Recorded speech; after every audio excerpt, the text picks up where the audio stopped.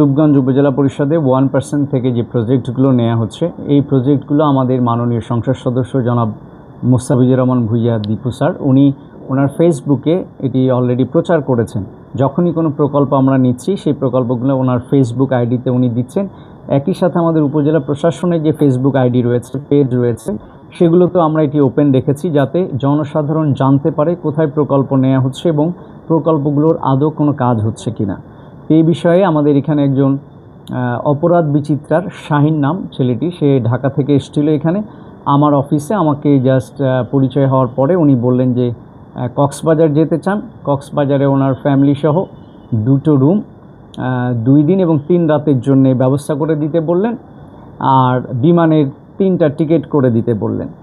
তো আমরা যখন অপারগতা জানাই তখন উনি বললেন ঠিক আছে, এগুলো অ্যারেঞ্জ করা লাগবে না, আমাদেরকে 50,000 টাকা দেন যাতে আমরা নিজেরা যেতে পারি। তো আমরা সেগুলোতেও অপারগতা প্রকাশ করেছি। তারপর উনি আমাদের ফোনে হুমকি দিয়েছেন।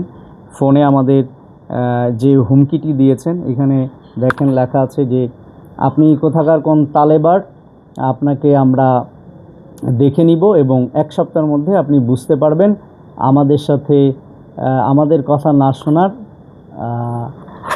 না শোনার ফলাফল কী।